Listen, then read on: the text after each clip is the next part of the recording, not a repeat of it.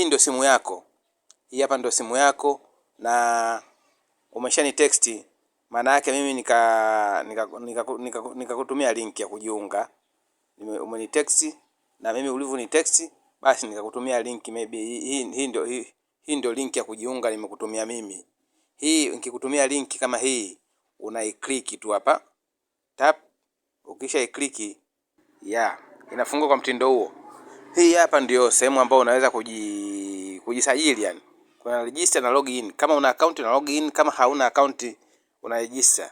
Ukiangalia hapa unaona kuna namba ya simu ambayo imeanza kimataifa +255. Maana yake ukiandika hapa namba, huandiki inaanza na sifuri. Hiyo sifuri 255 maana yake ni sifuri.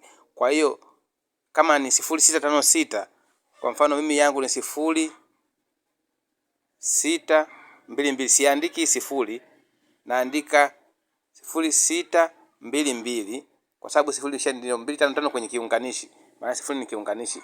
Tumeshaweka namba ya kitaifa hapa kiunganishi. 22567944.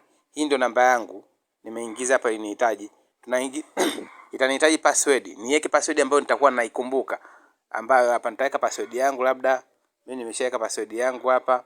Sawa?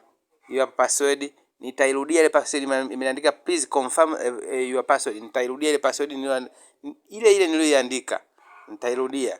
Alafu itaniambia please enter the verification. Nitaingiza hizi namba za hapa mbele ambao ni 4894. 4894. Hapa tayari nitajiregister. Maana hapa tayari kumeshajazwa namba. Hii namba unaiona 64452555 64452575. Hii ni invitation number kutoka kwenye ile link ile click.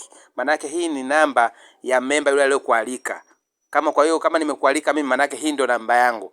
Ukiminya hii register hapa, maana yake utakuwa umejiunga, utakuwa kwenye chini ya tawi langu mimi. Kwa hiyo ukijiunga moja kwa moja na password yako ukishaikumbuka, hii itakupeleka kwenye system. Baada ya kukupeleka kwenye system kule, ndio utaenda moja kwa moja kwenye system kule na utaanza kazi ya kusoma vitabu. Nitakuelekeza zaidi namna ya kufanya baada ya kujiunga. Ukishajiunga tu unanitext nimeshajiunga na kuelekeza, au utaifuata ile video niliyo iposti mwanzoni. Asanteni sana.